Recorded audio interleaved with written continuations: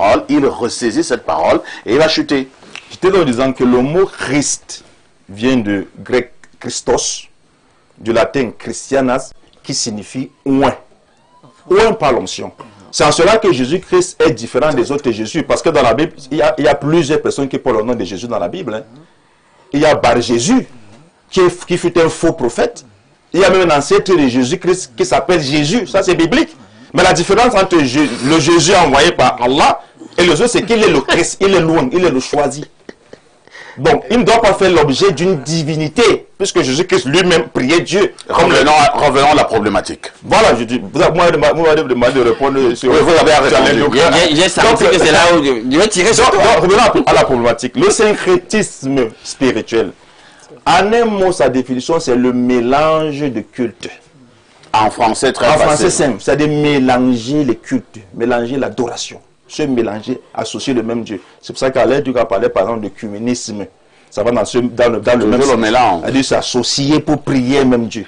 Or, l'écuménisme, pour toujours être terre à terre, hein, oui. Moi j'ai parfois vu le gouvernement organiser des cultes écuméniques.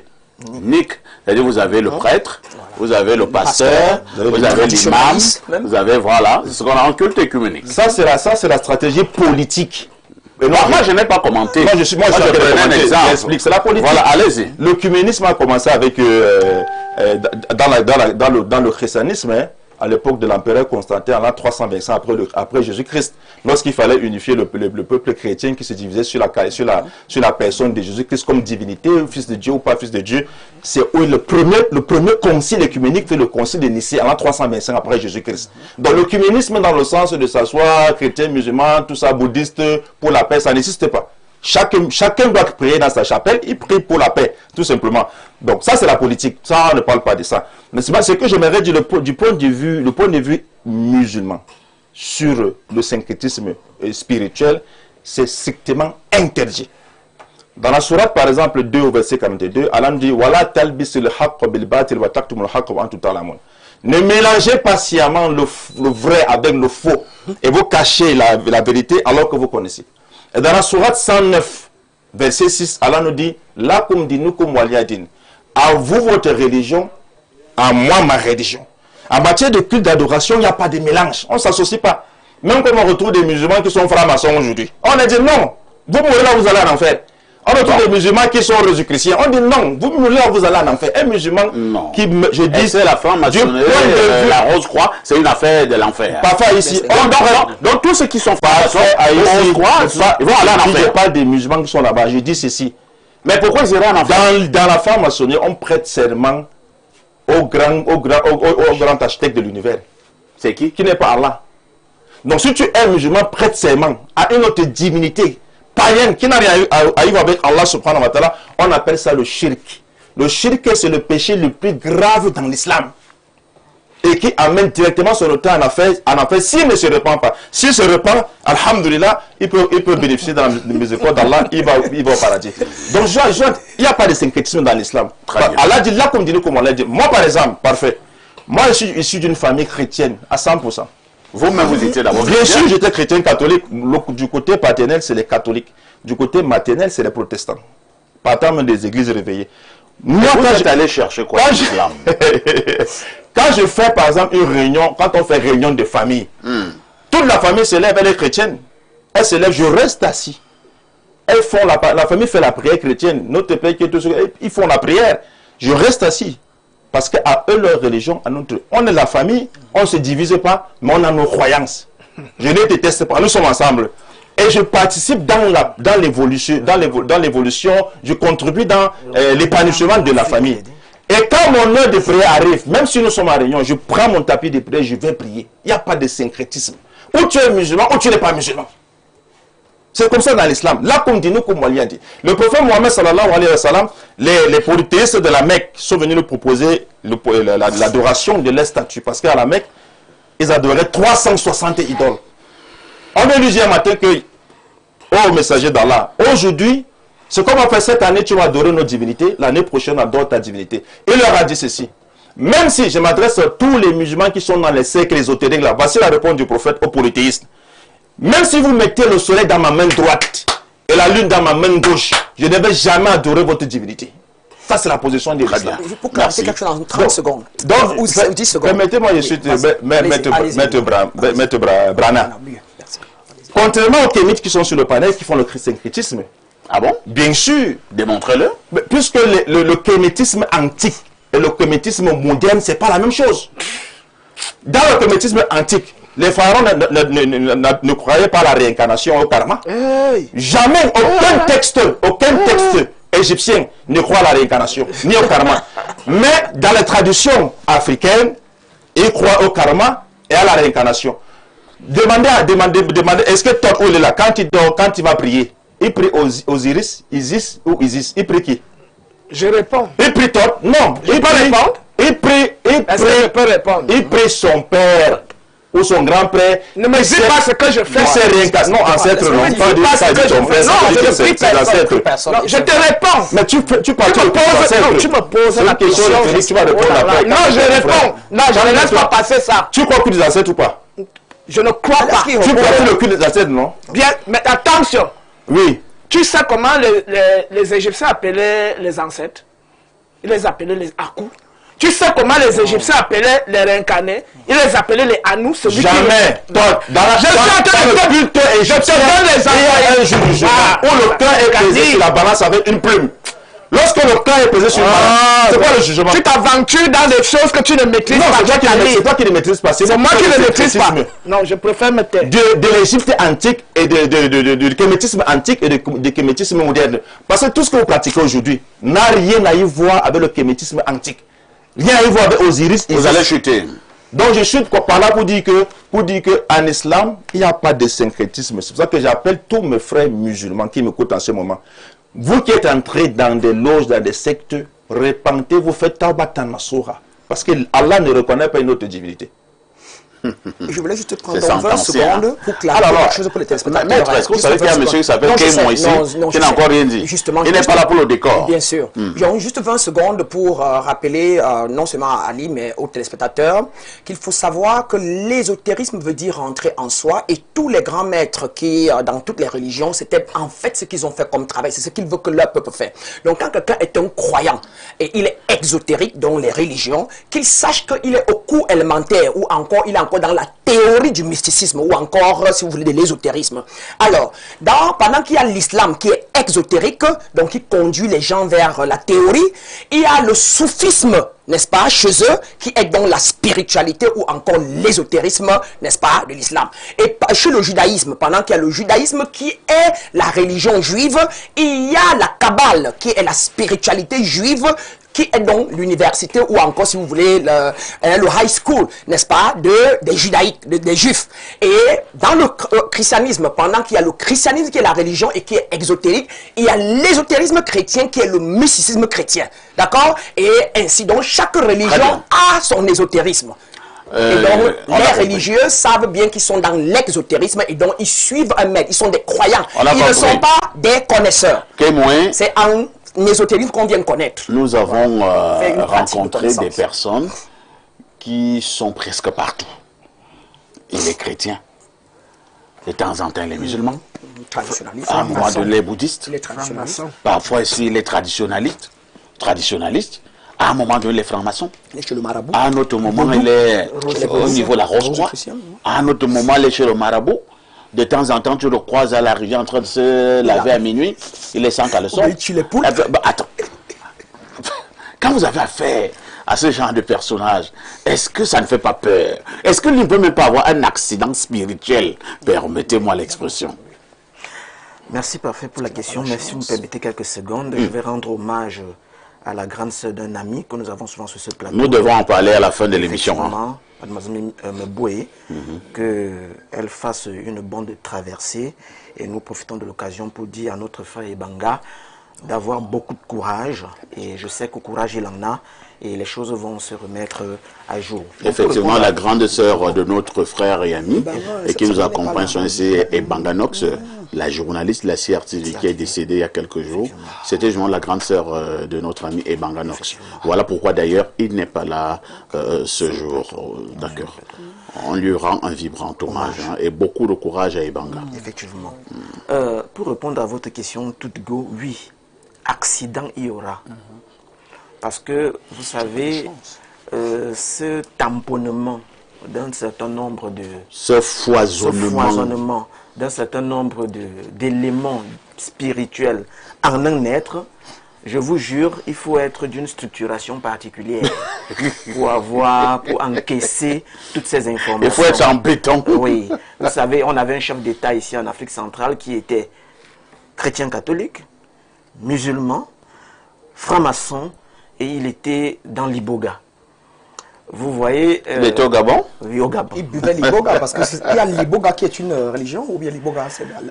Bon, on va répondre après sur cette question-là, de manière fondamentale. Voilà.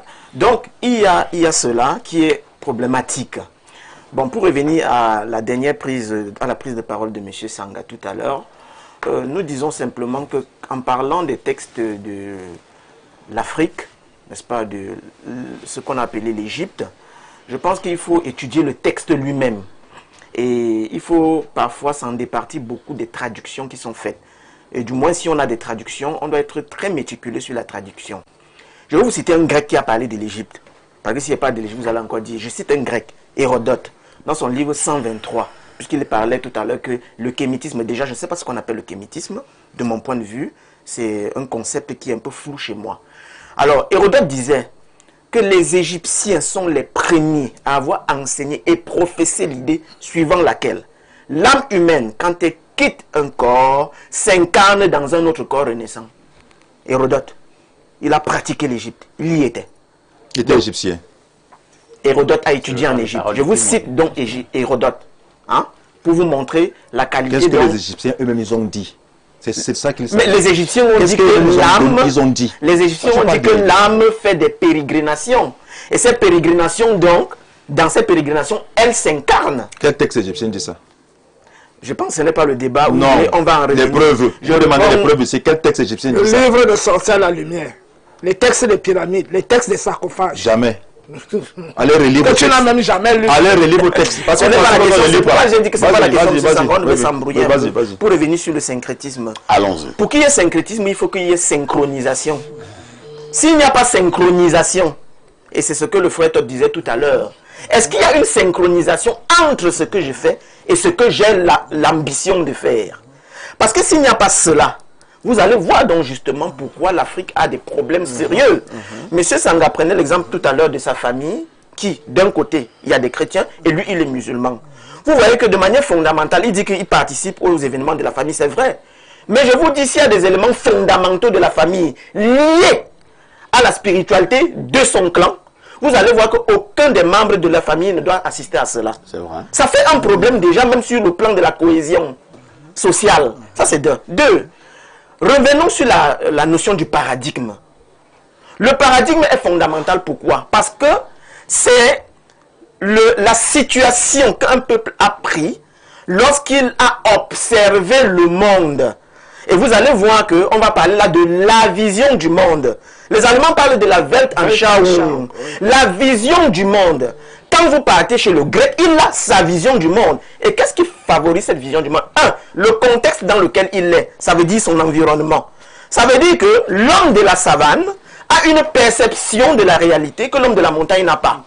Vous voyez que déjà à partir de là, les analyses qu'ils pourront faire sont des analyses liées à leur contexte. Alors, vous ne pouvez pas venir chez les hommes qui ont vécu dans la glace et dans les grottes, qui ont une vision du monde, et vous voulez que moi j'embrasse la vision du monde de celui qui était dans la grotte et dans la glace. Parce que de manière fondamentale, il ne pense que le monde à travers l'environnement qu'il a façonné. Et à juste titre, le frère parlait tout à l'heure de la violence du monde leucoderme. Mais ils sont violents pas parce qu'ils ont fabriqué la violence, parce que le milieu les a conditionnés à être violents. Et ce conditionnement a fait que cela se répercute dans toute leur philosophie. Regardez par exemple, quand ils vous disent que l'homme est maître et possesseur de la nature, mais vous vous posez bien la question, si nous sommes d'accord que la nature est venue avant nous, comment est-ce que l'homme qui est venu après peut avoir la prétention d'être maître et possesseur de cette dernière? Il le dit parce que justement, il a vécu dans un environnement où la nature ne lui était pas propice. Donc du coup, la nature devient un affront pour lui. Un adversaire. Un adversaire. Donc il faut détruire cette nature pour avancer. Autre chose. Dans l'idée qu'aujourd'hui on est en train de mettre sur pied, c'est M. Do qui parlait de l'écuménisme, qui est un pan de ce syncrétisme-là. Alors, je ne comprends pas. Peut-être M. Ali a raison, M. Sanga a raison là-dessus. Que vous prenez un musulman, vous prenez un pasteur, vous prenez un prêtre, vous les mettez là, vous dites prier. Mais chacun a sa vision de Dieu dans l'affaire. Chacun a comment il perçoit Dieu. Bon, il prie donc quoi à ce moment-là? Puisque parfois on dit que c'est censé pour ramener la paix. Mais qu'est-ce qu'il prie là? Parce que chacun a un couloir bien précis, un rayon bien précis dans lequel il exprime l'idée qu'il a de Dieu. Vous voyez dès lors qu'à partir de ce moment, le syncrétisme n'a pas de sens de manière fondamentale. Prenons même l'exemple, on prend un crabe, on prend un scorpion, on prend un serpent, on prend une poule, on prend un lion, on les met dans le même panier, ils vont se neutraliser. Mais bien sûr. Voilà l'exemple du syncrétisme pour qu'on comprenne. Bien sûr. Ça fait donc... moi, je donne une autre préoccupation. Hein. C'est vrai que vous avez la parole qui est moins. Allons un peu plus en profondeur. Lorsque j'observe un tout petit peu ce qui se passe dans certains siècles, et même dans, entre guillemets, certains spiritualismes, on a la nette impression, ce n'est qu'une impression, qu'il y en a qui veulent absolument que nous allions en syncrétisme. Est-ce qu'ils savent ce qu'ils font? Est-ce que c'est fortuit? Ou bien c'est bien construit? C'est un construit parfait. Je vous dis pourquoi. Regardez même aujourd'hui dans la tradition. Vous partez chez un bombok. Mais il finit le rituel, il dit « In the name of Jesus ». Vous vous rendez compte? Ça veut dire quoi? C'est au nom de Jésus. C'est à dessein. Je vous dis c'est à dessein. Pourquoi? Moi j'ai vu les traditionalistes lire le Coran. Ça dit oui. Ce syncrétisme-là, il est dangereux. Pourquoi? Parce que, tu perds déjà l'original de ton rayon, le rayon dans lequel tu évolues. Tu perds l'original. Parce que justement, tu fais un mélange. Moi, je n'ai jamais vu un musulman dire pour lui, il croit aux ancêtres. Non! Il est dans son rayon de l'islam. Et je peux lui donner un coup de chapeau pour ça parce qu'il est cohérent avec sa philosophie. Pourquoi nous autres ne devions pas être cohérents avec notre philosophie? Pourquoi est-ce que moi, en tant que pratiquant de la science ancestrale, je suis obligé de dire Jésus à la fin de mon cérémoniel? Pour montrer qu'il est au-dessus de la tradition. Voilà, exactement, c'est la conclusion. Oui. Et pour finir donc justement, nous disons que, oui, monsieur Duc, vous avez dit personne tout à l'heure pour parler de la personne. Mais je tiens à vous rappeler que personne vient de personne à qui veut dire masque. Je salue le privilège de la prise de parole de 7 minutes. Je chronomètre. Masque de théâtre, c'est sa personne. Masque de théâtre. Donc, quand il a voulu impliquer dans le terme personne des entités spirituelles, dans un certain cas de cette définition, ça pose un peu problème parce que la langue qui a donné le mot personne dit que personne c'est masque de théâtre. Donc, pour dire ceci de manière définitive, c'est quoi? C'est que, un Africain qui décide de rentrer à ses sources ne mélange pas. Parce que les autres ne mélangent pas. Donc je ne peux pas voir un Africain qui, à la fois, il est rabbin, il est traditionnaliste, il est chrétien, il a fait la roquia, lui seul. Mais vous vous en sortez comment? Vous faites ça comment? Lui, les autres... Il y a Cheikh Ali qui a été chrétien et qui est maintenant... Il a quitté le christianisme, il n'a pas mélangé les deux, il a quitté le christianisme... que dans 2 ans, il soit dans le bouddhisme. Aussi. C'est qu'il a fait avant. Jamais.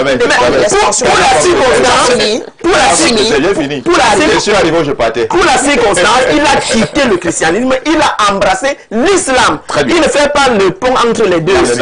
Allons rapidement au niveau de notre messagerie qui explose comme d'habitude. Bonjour parfait. À ne pas confondre dialogue interreligieux, œcuménisme et syncrétisme spirituel. Le syncrétisme, c'est croire en Jésus et en même temps au crâne, aux arbres, bref, c'est un mélange à la croyance en plusieurs divinités, etc. Ceux qui croient en Jésus même, s'ils sont d'obédience différentes, peuvent faire un culte ensemble. D'où vous avez dans certains cas le dialogue interreligieux et dans d'autres l'œcuménisme. C'est André N qui envoie cette contribution. À notre message ce matin, bonjour Perfecto, la gardienne Bihina de la modération. Qui dit mieux en télé? Personne. S'il te plaît, Perfecto, dis à l'imam que Allah n'est pas le Dieu créateur, c'est un démon. Oh là là, c'est pas fort ça? Bon, à tout le monde, c'est un Dieu païen du panthéon de la Kaaba, avec des filles qu'on appelle Al-At, Al-Ouza, Manat, hein, qui sont des idoles qu'il y avait à la Kaaba. Donc, Ali lui-même, il doit se reconnaître. Donc, le gars n'a pas tort. Non, mais qu'est-ce que vous racontez? Comment ça, c'est donc que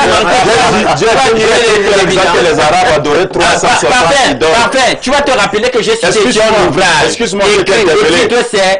Écoute-moi, j'ai été interpellé, c'est pas toi qui as été interpellé. Calme-toi, s'il te plaît. C'est moi qui ai été interpellé. Je dis ceci, à la Mecque, les Arabes adoraient 360 idoles. Ils reconnaissaient qu'il existait une divinité qui est Allah, mais pour arriver à cette divinité, il fallait passer par ces idoles. Parmi les idoles de la fertilité, les idoles de la puissance, les idoles de l'agriculture, il y avait 360. Mais le prophète Mohammed dit, toutes ces idoles-là, c'est du paganisme. Il faut tous les annuler. Donc Allah n'a pas une divinité païenne. Ah non, la divinité a été maintenue. Tu confonds avec tu confonds avec les sources. Là, c'est pas quelle source? Ce n'est pas le référence. Ce n'est pas ça le débat. Tu discutes les évidences. Ce n'est pas ça le débat. Donne la référence. Ce n'est pas ça le débat. Tu me fais rire. Moi, je vais même aller plus loin. Donne la référence. Moi, je veux la référence. Je vais même pas te choquer. Laisse le babadage. Parce qu'on va aller dans le... Moi, quand je parle de la Bible, je parle de verset. Alors, quelqu'un continue à dire ici, Maître Brana, s'il vous plaît, Maître Brana est perdu, on doit la délivrer. Le docteur Douk a raison. Jésus est le chemin, la vérité et la vie. C'est Jétro est le sacrificateur. Depuis maintenant. Sourate 53, de 19 à 20. Qui dit quoi? Va voir ça. Et il me dit pas voir ça. Lis la sourate. À notre message, et le débat de la Kaaba. Chers voisins, le livre de chevet du musulman, c'est le Coran. Celui du chrétien, c'est la Bible. Les Africains ont également les leurs. Déjà, il faut souligner que tous ces courants ont beaucoup de points communs. C'est juste les noms des personnages qui changent. Ça signifie qu'au départ, nous étions un. C'est au fil du temps, selon les peuples et l'évolution des sociétés, que les courants religieux voient le jour. Perfecto, quel est le livre de chevet d'Alino, vu qu'il n'est pas chrétien? En passant, les téléspectateurs n'ont pas le même degré de compréhension. Vivement qu'Alino parle en des termes simples. Pour preuve, voici un pauvre vendeur de Bon François qui vient de se faire refouler dans un service simplement parce qu'il est en rouge avec un baffle noir. Bon, je vois qu'il veut analyser la galerie. Déjà, si quelqu'un peut rester, il écoute mes débats et dit que je suis pas chrétien. Alors, on parle de 241. C'est le Gabon. Au congélo. Allez, nous calme-toi. Mais tu as dit que tu n'es pas chrétien. Monsieur Parfait, ici, bonjour. Je salue également votre panel. Le thème choisi est très éducatif en ce jour. On en apprend beaucoup. Mais s'il vous plaît, est-ce que sincèrement vous comprenez tout ce que la dame dit sur le plateau? Personnellement, je ne comprends toujours pas ce qu'elle dit. Et vraiment, c'est quelques secondes qu'elle prend à chaque fois. C'est Jonas Tanguy. Voilà. À demain 10h. Oui, Jonas est celui qui vient de dire précédemment, c'est normal. Hein, quand mon grand frère Jésus parlait, personne ne le comprenait.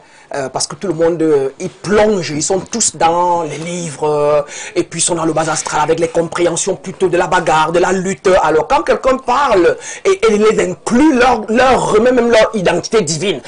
Pour eux, mais attends, mais elle parle des choses qu'on ne comprend pas parce que les gens ont des paradigmes, grandis dans la peur, le doute. Ils ne peuvent pas comprendre les choses élevées, disait mon grand frère. Hein, bonjour. Et c'est ok. Bonjour, et c'est juste parfait et ok. Bonjour, parfait. Enfin, les deux amis se sont gâtés. Bonne journée. À demain 10h. Il est de très mauvaise foi. Il a osé dire que je ne suis pas chrétien. Moi, je défends la divinité de Christ. Il est un fondamental doctrinaire de la foi chrétienne. Il attaque ça et il dit que moi, je ne suis pas chrétien. Mais tu es un satan, toi. Oh là là. Mais oui. Mesurons-le. Personne n'est satan ici. Là, tu es de très mauvaise foi. Qu'est-ce que tu dis? Comment tu peux Alain, calme-toi. Tu es de très mauvaise foi, Ali. Oh, ça se fait on pas. va lire votre Ça message. se fait pas. Chers adultes, on va lire votre message. Perfecto, bonjour. Le syncrétisme spirituel peut être considéré comme le début d'une forme de déclin culturel lorsqu'il conduit une civilisation à perdre ses propres repères. Les spiritualités sont souvent le produit d'une longue harmonisation entre les traditions humaines, les représentations du monde et les cycles de la nature. On comprend donc qu'elles sont intrinsèquement liées à une culture et à son histoire. Étant un matérialiste convaincu, mais également un Africain assumé, l'observation de l'évolution des différentes cultures m'amène à constater que les peuples qui ont été durablement soumis à une religion ou à une spiritualité étrangère peuvent progressivement perdre une partie de leur vitalité culturelle et de leur capacité à faire évoluer leur propre référence. Pour les peuples africains, je pense donc que l'une des meilleures façons de s'inscrire pleinement dans l'ère moderne est de s'approprier, ou plutôt de se réapproprier sa propre culture. Il ne s'agit pas nécessairement de rejeter les autres cultures, mais de connaître et d'assumer la sienne. C'est d'adopter des éléments extérieurs. Je m'arrête à ce niveau, hein, docteur Etamé, depuis l'école de poste. Depuis les États-Unis. Il est aux États-Unis, mais il est ici, il est au Cameroun. Tout à fait. Alors, toi, vous reprenez la parole. Nous, c'est déjà la dernière ligne droite. Je vous suggère d'être un peu plus précis et si vous préférez également concis. Alors, ma préoccupation, je reviens au niveau africain, au niveau de nos cultures africaines, au niveau de nos villages. Parfois, j'ai vu des hommes là, parfois, j'ai vu des mbambok, vous êtes les bambombok, voilà, qui sont à la fois ancrés dans notre spiritualité africaine, mais les mêmes sont également dans la franc-maçonnerie. Oui. Il est également dans la Rose-Croix. C'est lui qui parle dehors, lors des deuils, et fait des rites. Est-ce que de tels rites peuvent donner? Les rites là ne peuvent pas donner sur une base simple. Je venais de montrer les deux types de pratiques, dans les deux branches de spiritualité qui se séparent radicalement. La spiritualité des prédateurs, c'est-à-dire les septièmes, les satanistes, eux, ils sont prédateurs par essence. Donc, c'est des voleurs d'énergie, c'est des vitalistes qui boivent du sang, qui mangent la chair, qui veulent l'énergie par la sodomie, qui détournent les étoiles des enfants. Je parle bien d'une branche initiatique bien spécifique. Donc, ce sont des prédateurs, des charognards, des éperviers. De l'autre côté, c'est une spiritualité qui demande à chacun de replonger au fond de lui, dans sa propre source, en lien avec sa lignée généalogique qu'il a amenée au monde, pour restaurer en lui la vérité, la justice, l'ordre, l'équité. Il n'y a pas de prédation là-bas. Donc, quelqu'un qui dit que lui, il pratique la Kabbale hébraïque, les gens qui ont combattu, qui ont insulté Pharaon, que Pharaon est diabolique, que nous on adore les animaux, un Africain pas embrasser cette religion-là. Celui qui va chez les Grecs, quand Platon arrive chez nous, il apprend ce qu'il apprend, après pas introduire l'homosexualité dedans, dans le banquet, le fédon et autres. On dit que non, Platon était un grand maître spirituel, on va suivre la doctrine de Platon. Faisons très attention. C'est la raison pour laquelle on ne peut être mieux que chez soi. Quand on se réconcilie son identité intrinsèque, laquelle identité nous a amenés dans le monde, alors on s'enracine dans sa terre et on se lève vers le cosmos comme un arbre. Jamais un manguier ne produira des goyaves, jamais un papaye ne produira des avocats. Donc chaque arbre se déploie à partir de ses racines. Maintenant, la terre dans laquelle l'arbre est implanté, cette terre peut être une terre polluée. C'est pour ça que certains oranges sont acides et d'autres sont sucrés. Chaque arbre, par conséquent, doit donc se reconnaître par ses fruits. Donc la voie initiatique, si elle est bonne, ça va se rayonner à travers les actes que tu poses, les prises de parole, l'harmonie ou le désordre que tu crées autour de toi. On va chuter. Par conséquent, nous pouvons conclure que toutes les écoles ésotériques occidentales se reflètent et s'enracinent sur la vision du monde que ce peuple a. Une vision agressive, perverse et dégénérée. Et cela s'illustre aujourd'hui à travers la décadence des mœurs en Occident. Maître Brana, malgré tout ce qui a été dit sur ce plateau, vous insistez encore que vous êtes pour le syncrétisme religieux, le syncrétisme spirituel. Parfait, oui. Quand je parle du syncrétisme, c'est dans le sens où, vous savez, si on conçoit que tout au départ, il n'y a eu qu'un, ou alors il n'y avait qu'une union, et que c'est cette union-là duquel tout émane. n'est-ce pas? Au départ, on est là, la totalité, ce que nous appelons tous le créateur, le début, etc. Hein, et de par la loi de la vibration, nous parlons du tout, le cosmos, et que c'est de là qu'émane toute autre religion, les personnes, les cultures, etc. Le but de l'être humain qui va en ésotérisme après qu'il est fini avec l'exotérisme qui l'amène à croire. Il entre en ésotérisme pour mettre en pratique la théorie afin de devenir un connaisseur. Et le connaisseur est celui-là qui commence à faire le travail de retour pour refusionner afin de redevenir encore complet et total avec le début. N'est-ce pas? Et c'est ce que peut-être mes frères essaient de dire, rentrer, n'est-ce pas, à la source. Mais maintenant, connaissant donc que si on parle en Afrique, quand on parle des bonbons, on parle au Congo du Muntu, voyez-vous, je vais donc rentrer à croire à quoi? Je vais donc être Muntu, c'est africain. Je vais être Mbombo, donc chez les Bassa, c'est Bassa. Je vais rentrer donc chez les Bamileke pour faire ce que nous appelons le Kunga, c'est Bamileke. Et donc, le problème fondamental, c'est que les personnes s'accrochent à la culture et aux traditions qui n'ont rien à voir avec la réconciliation intérieure qui est universelle. Redevenir un avec soi-même est universel. Et on peut, à travers le syncrétisme, n'est-ce pas, trouver un peu de là qui manque à celui-ci, un peu de là qui manque à celui-ci, et enfin ramener à soi pour redevenir harmonieux. Et donc c'est possible, ça tout dépend de comment et de la chance qu'on peut avoir de pouvoir trouver une voie parmi toutes elles qui peut nous conduire au retour en soi et à l'alignement intérieur et donc à l'autoréalisation. En passant la parole à Alinou, il y a quelqu'un qui est le Titi là. Bonjour le sac de modérateur. Je comprends maintenant pourquoi Alinou est célibataire. Le gars est toujours dans les nerfs. C'est Marcia depuis Oja. Ouais, c'est bon. Bien, maintenant tu me donnes la parole. Naturellement. Bien. Tu lui as dit qu'il est le célibataire. Ouais, j'ai aimé qu'aime aussi tout à l'heure Hérodote. Sauf que c'est bien. Quand Hérodote aussi dit que les pyramides d'Égypte ont été construites par 150 000 esclaves, là tout de suite aussi du bord des Égyptiens. Voilà. On dit non, nous on ne connaît pas d'esclaves. Donc c'était juste ça, juste en passant. Je dis ça juste comme ça. Non, le texte. Juste en passant.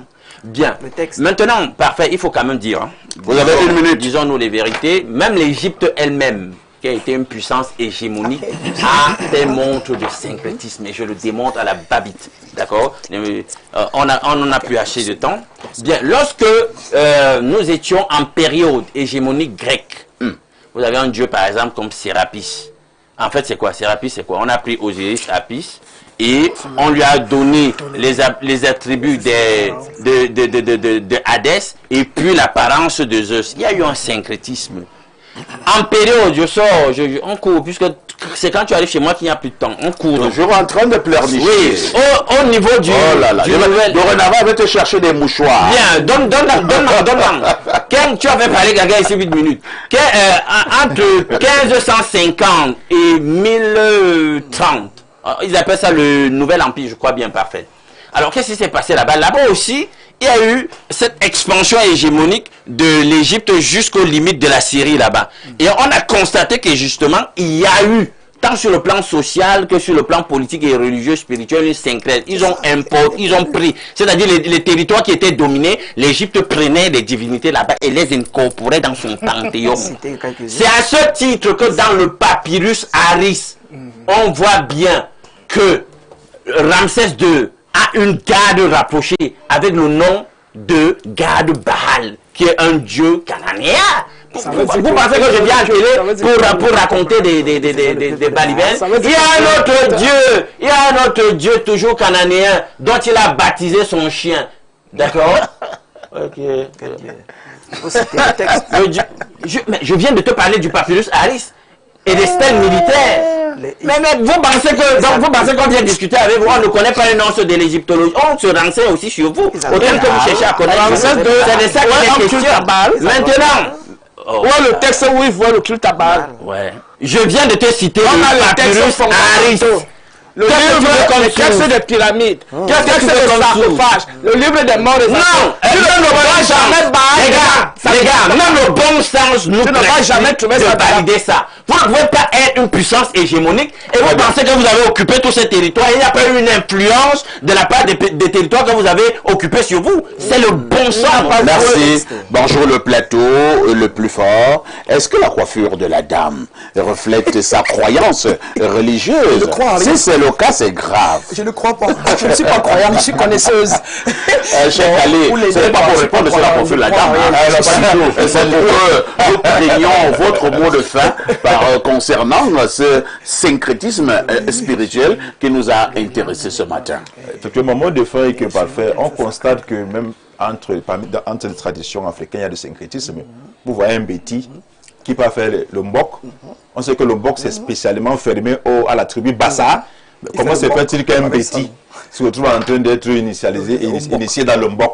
C'est le syncrétisme religieux. On sait que chez les Bétis, il y a une tradition. Traditionnelle, hein? Faut il y a une tradition. Moi, je connais notre Béti qui s'appelle Ndi. On l'appelle Ndi. Voilà. On sait que le Ngwen, ça c'est spécial, c'est spécifique au Bamou. Mais vous voyez quelqu'un qui est Béti, qui se retrouve, on l'appelle Ndi. Comment il s'appelle? Comment ça se passe?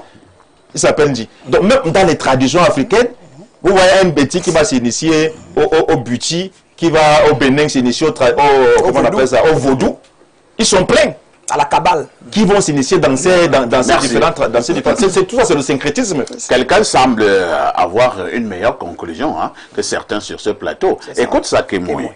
Bonjour, parfait. Est-ce que tu peux manger tout ce que tu trouves au cours d'une cérémonie de mariage et ne pas avoir la diarrhée? Le syncrétisme est une ruse du diable. C'est signé un Tonga. Il a tout dit. Il a tout dit. Il a tout dit. Vraiment, pour revenir très rapidement, c'est ce que... notre maître Brana a dit sur le plateau. Il faut comprendre que nous avions une seule langue. Il y a une seule langue africaine, il suffit de les étudier. Il y a maintenant des variétés ou bien des variations de la seule langue. Ça, c'est d'un. Deux, ce que M. Sanga dit, qu'un Béti passe initié au mbok. Mais quand vous regardez les traditions Béti et les traditions Bassa, c'est la même tradition. Non, c'est pas la même tradition. C'est la même. Non, tu n'en sais pas. Les noms, comment on appelle les chefs traditionnels chez les Bétis? Tu veux que je te donne quelques exemples? Il n'y a pas de chef traditionnel chez les Bassans. Ça n'existe pas, les chefs traditionnels chez les Bétis. Est-ce que c'est possible? Puisque la tradition chez les Bassans ne se fait qu'en Bassa. L'initiation ne se fait qu'en langue de Bassa. Quand tu dis une bouche, l'initiation chez les Bétis ne se fait qu'en l'arrangement idéologique. Un Bassa qui ne comprend pas le Béti, les tons, ne peut comprendre quoi dans l'initiation en Ewondo qu'on fait. Je vais vous dire. Mais il est là au milieu. C'est Kemo qui a la parole. Je vais vous dire une chose. Un Bombok m'a dit à moi je côtoie les Bombok. Il m'a dit n'importe qui peut s'initier au Mbok africain. Il peut s'initier au Mbok. C'est un faux Bombok. Parce que c'est un faux Bombok. Toi tu es imam, est-ce que tu connais un Bombok comme monsieur Bassa?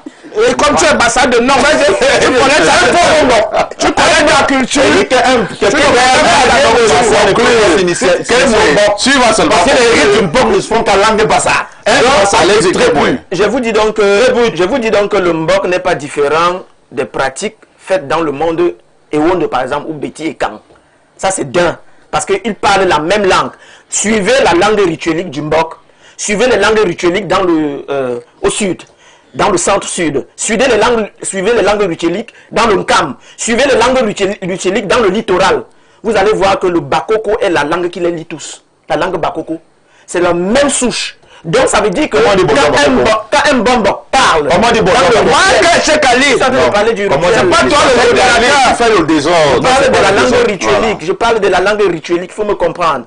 Quand un Bombok parle, un initié Ewondo le comprend parfaitement. Un initié Sawa le comprend parfaitement parce qu'ils ont la même langue souche qui est la langue initiatique. Merci. Merci. C'est ce qu'il fallait dire. On a encore 4 minutes. Non, il y a un argument contre lui. Nous